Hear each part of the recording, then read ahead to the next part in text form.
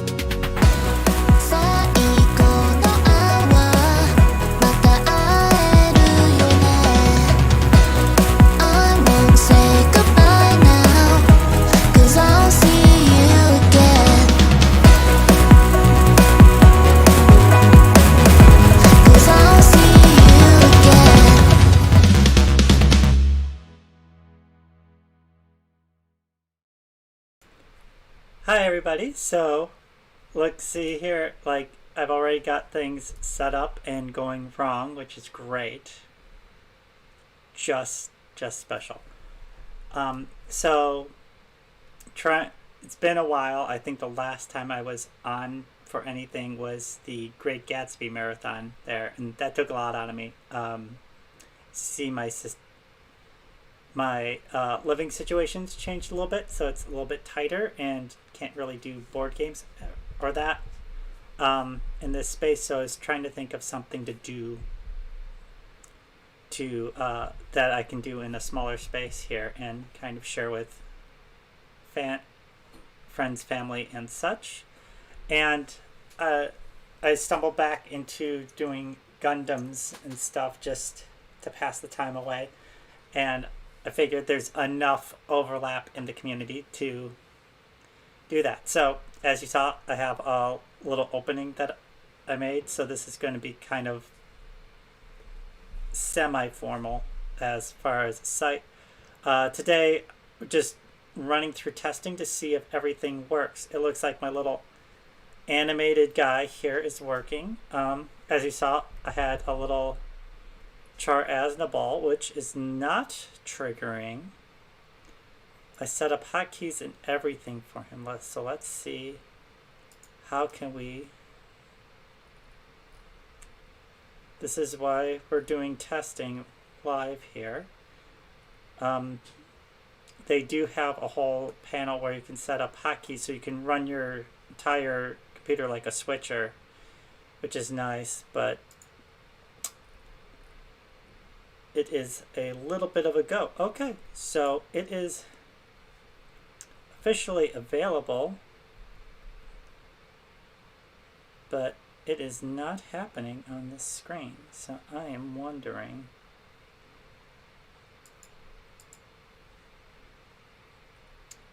what is happening. It may be slowing down because I have a lot of doodads going. Let me see here, because it's not doing it on that.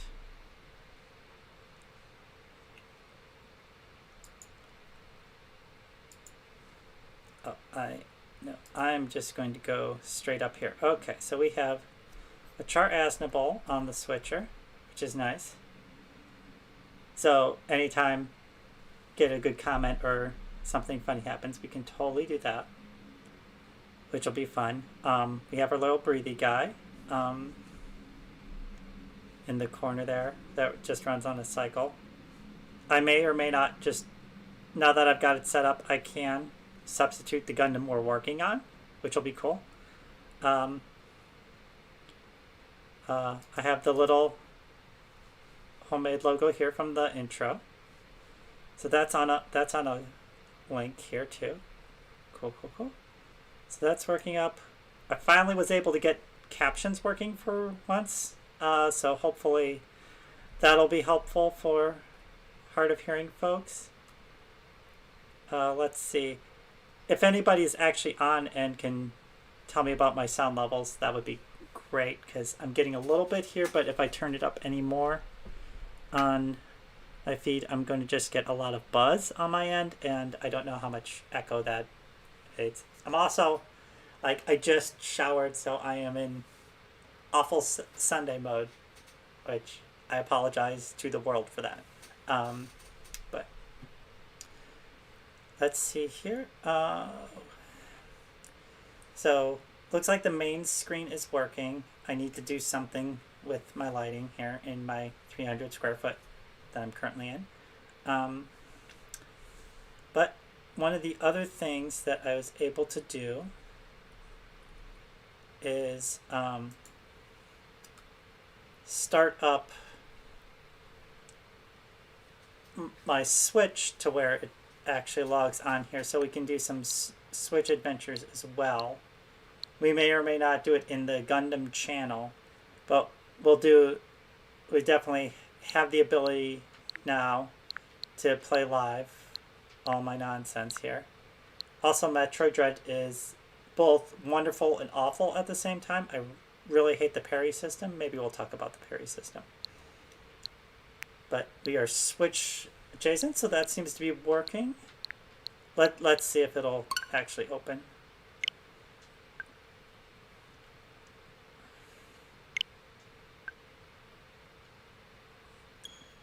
Here.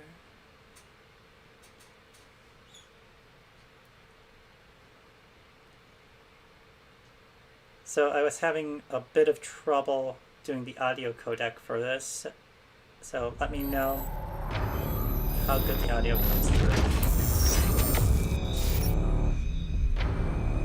Seems to be cooking.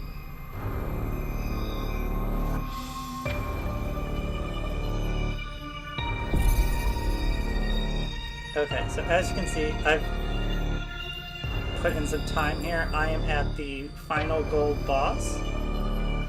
So I think if we do some dreading, we'll start a new thing. But it seems like the sound is coming through, so that'll be cool. So that's a good test. Let's see if I can pop out.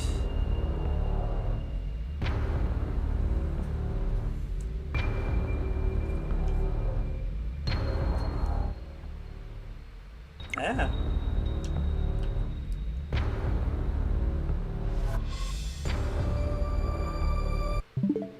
Okay. Got some Animal Crossing, which we can totally do here. Because I've transferred everything to this newer system, I may have a whole new island that we can work on. So there's stuff that we can do here. So that seems to work. Let's see what we have for the other screen. I'm just running through screens to see.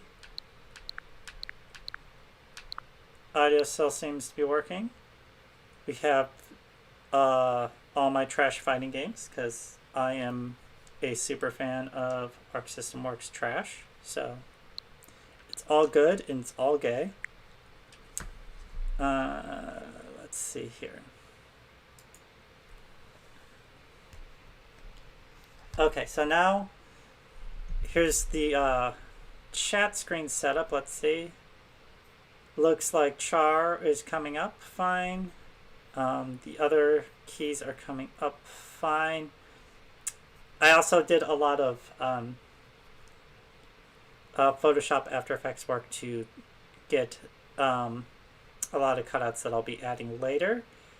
A lot of them are squared off, so I have to like finish off helmets and things like that.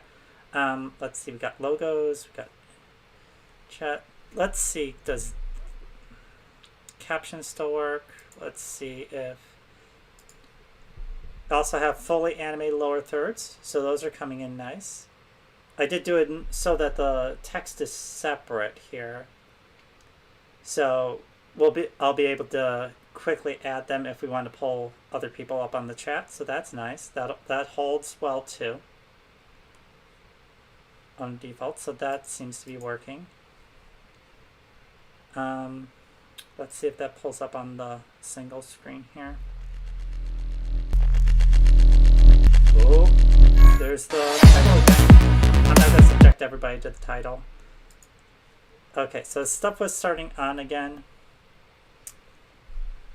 It tends to do that every time I open up OBS, which is a little annoying. But let's see here. So that worked. Lower thirds open. I can put them top or bottom, which is nice. So I hope all the frames and stuff work for everybody. I tried to do it like a Gundam style, but then I wanted to make everything look kind of comic booky as well, so I put a lot of schmutz and effects on everything to kind of make it look like a manga as opposed to the screen. So hopefully that works for everybody. And cool, so we have the work area. I may extend something down onto the Quird logo, because who needs two logos, honestly? Yeah, let's get rid of that one right now. And let's see, can we open up and extend our caption device? Also, this empty box here is supposed to be displaying the chat box, but I do not see it. So let's see, is this coming up? It's laughing straight in the chat box. Okay. Let's see if we can do some live adjusting here. So captions frame. Let's move the frame out.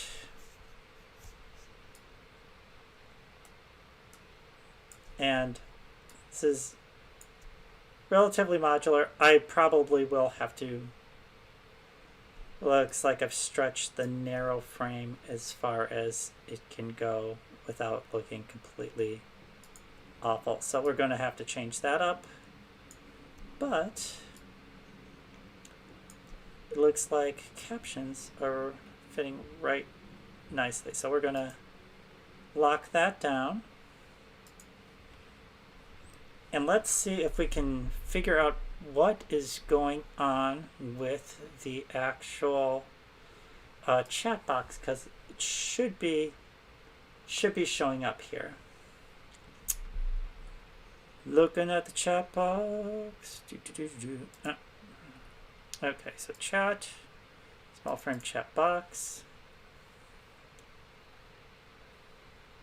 visual settings, standard settings, high common chat bots, no, source, control, yep, yes, text color is fine, so why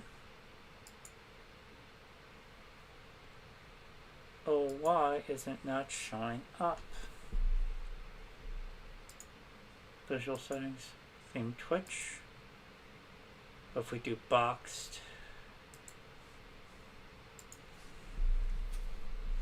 let's see if we can do a hello world, because I am old. Okay, it's showing up now in the bottom here. I wonder if I can get it to populate from the top, or we may just have to move our little breathy boy. Okay, so it just disappears very fast. So, but it does show up. So we'll just call this test 2.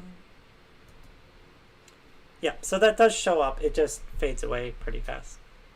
Which I'm sure, like, I may get one person here eventually, 2 people in the chat.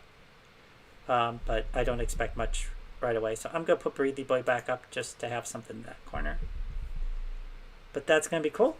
We have our work area. I'm going to figure out what to do with this camera. But this is really all the area that I need to do Gundam work. So this is actually very helpful for doing stuff in this small space. So we can do Gundams. What's cool about that is you don't need a lot of stuff. Like, you can go full out and be fancy, but one of the main things you'll need is a pair of pincers and an X-Acto knife. They're just a standard number 11's fine. You don't need one of those fancy hobby knives that you get at the Michaels or whatever. You can just buy a standard number 11. Markers. You'll want a good Sharpie, and they do sell special Gundam markers, especially for outlining things. But if you get just like a Sharpie Micron or a Micron pen, one of the thin line ones, you're going to use this for a lot of your lining touch-up. Now, we could go all out and do painting and augmenting and stuff, and we may do that. But as I try to put in the logo, like, this is amateur. Like, you don't need to be a fancy model builder to do Gundams. One of the cool things, like, people do weathered Gundams and they get like fancy powders. What I found, like, get a simple nude eyeliner, eyeshadow set, and that works great for doing kind of like environmental damage, and you don't have to pay a ton for all these fancy powders and stuff, because you're going to fix it of everything anyhow. Also, you could buy good paint, which, like, if you're going to do this a lot, I'd recommend. But I went down to Target, got some generic gold paint for highlighting, and I just put a little paint thinner in there because this is really thick. This is acrylic for, like, toy crafts and things for kids. But you put in a little thinner there and it'll flow nicer. Also, I have this just for my regular art stuff. This is Walnut Ink, which I use for highlighting and damage too. And it's literally a natural ink made from grinding and pressing walnuts. And, like, it's usually used for, like, calligraphy and stuff if you want things looking old-timey. But this works really well as highlights and stuff on your models too. And the other thing you'll need is an emery board. Like, you don't need any fancy sanding things. Like, go to your nail shop, get an emery board, and maybe one of the buffing squares. And then you should be able to handle most projects. What I think is cool about Gundams are that, like, they're all if you see here, this is one that I just picked up at Target. What's nice about these is that they're all colored, and some of them are even in like highlighted different types of plastics. This one even has like a glitter plastic in it for accent pieces, which that'll be cool. So you really don't need to paint things. What kind of more professional people do is that they'll like cover up seams in that, or kind of like paint over little bits, but there's usually enough detail in the kits to make like a pleasant afternoon, and you get a good product. The other thing is that a lot of them have fancy grades on the box. HG is hero grade, which is going to be your standard size Gundam. Although these go wildly vary more and more, especially when you get specialty boxes. Like, I just picked up a Messer, which I don't know if I'm going to pull that out or not because it's buried a little bit. That is technically a hero grade, but it's huge. It's like a master grade box, which that's like the next grade up. They also have a grade called real grade, which is, if I can grab something, which I may or may not. So this is a real grade box. These are basically the same as hobby grade, but with a lot more detail. So these have some more kind of unique components, more moving parts.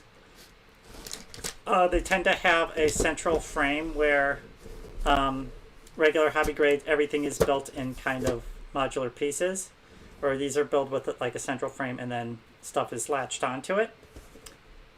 So like real grade is like the next step up from hobby grade, but still at the same scale.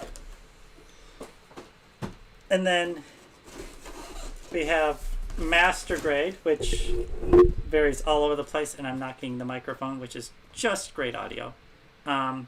So this is a Barbados from the Iron-Blooded Orphans. If you see the MG, that means it's a master grade. These are going to be taller, where the hobby and real grades are 1 to 144 scale. Not that that means anything to anybody. These are at a 1 to 100 scale, so they're a bit larger than your hobby grades, but not. And they tend to have a lot more detail, and you can play around and kind of modify them more. So a lot of people that like to mess around and do a lot of fancy things, sanding and otherwise, will go into master grade stuff, but we don't need to do that. Also, like, there is such a thing as perfect grade. I don't have the box now, but it comes in a giant crate. And these are kind of like the top of the line. This one looks like it's super damaged, but that's because I have a special kit that I applied to it. That is from kind of later in the series after it's done some stuff.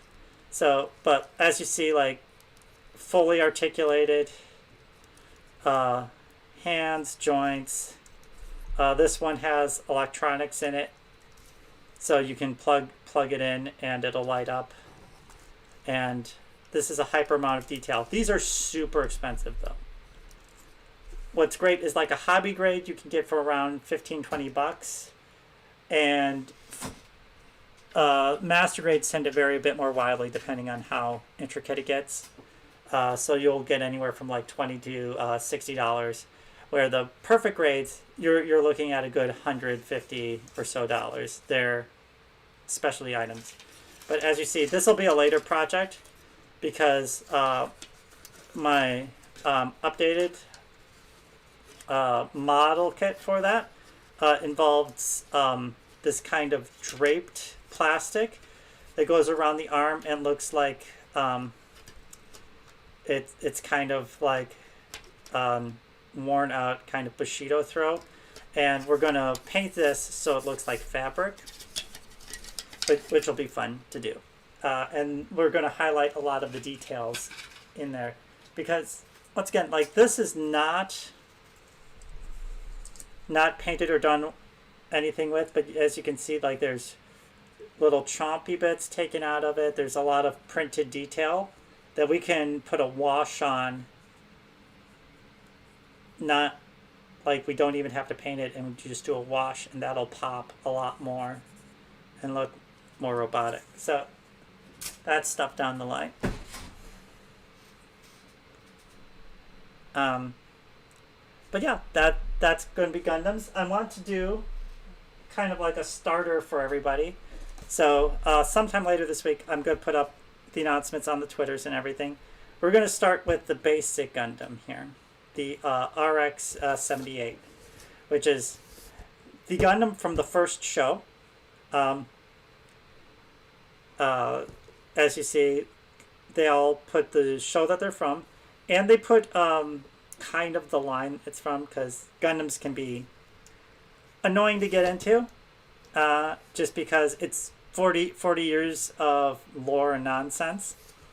But they kind of break it down into 4 or 5 major sections. You have Universal Century, which is basically mainline Gundam. So that's going to be regular Gundam, Zeta, Double Zeta, Gundam. F91 is parallel, but even Turn A technically is part of mainline Universal Century. Even my least favorite Gundam series, Mobile Fighter G, technically is part of Universal Century. So all these are part of the same timeline. Then what a lot of Americans all know from like Toonami and stuff is going to be Gundam Wing, Gundam Wing Endless Waltz, Seed, Destiny, and all those. And those fall under what they call Cosmic Century. And those all literally have Cosmic Century right underneath there. We also have SD, which is for the super deformed little chibi Gundams. That's its own thing. And then every once in a while you have one-offs like our Exia model here. This is from Double Zero, which is kind of its own standalone reboot. It's an interesting show. And then, of course, like Iron-Blooded Orphans is its own universe altogether. And the Gundam Breaker, Gundam Builder are kind of their own section because that's all meta stuff. It's about building Gundam models and then fighting the Gundam models, and not about the actual lore and history stuff. So I may do just like a day that's like the history of Gundams and what's good to watch and what's not good to watch. It's all really interesting. The newest stuff right now is like I said, Gundam Breakers, the and Battlelog system. So that's all part of Builder, like Builder Fighter, Builder Diver, Builder Breaker are all going to be part of the same system, and that's kind of newer stuff. Also, they've just released the first episode in America of Hathaway's Flash, which immediately follows after the Unicorn Gundam stuff, and that's going to be mainline universe stuff again, so that's going to be really interesting. But yeah, so we're going to kind of bust our RX open and see what it is. So we can do a little preview here. In there, you're going to get different packets of sheets. There tend to be like, this is your main robot sheets and stuff are all packed together, and then like your accessories will be on all sheets. And you usually get one of these, at least one of these. These are kind of your sprockets. and these are more rubbery, and you're going to use that to connect everything.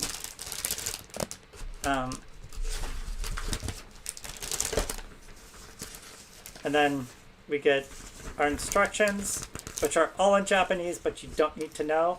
It even has kind of like how to pose your models and stuff on here. So really easy. It's like building an IKEA table, just in Japanese. So super easy visual instructions. Go by and build your kits out. And then there's, like I said, it's 40 years of this. So Bandai Sunshine have made a lot of models and things. So this is something that's fun that we'll do. And then, of course, we could always just like talk about things. I didn't really have a lot prepared for today because just trying to make sure things work here. One of the things that I do want to do, you saw the intro video. I have been working on doing some stop motion for the outro. And I've got my little Zaku soldier here, which these are interesting. These are called what's called a G frame. These are super cheap. These are like $8. And like if you really want to get your kids into kind of model building, these are great because it's not as intense as even your basic RX model, which is the standard beginner model, but it's even simpler than that. What you get is, this is literally the frame that it comes in on. And you literally just snap in some arms. And then you snap in some legs. I've got the legs backwards.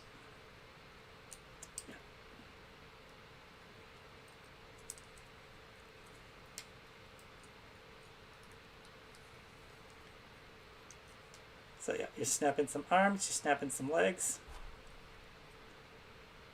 If I remembered how to do it.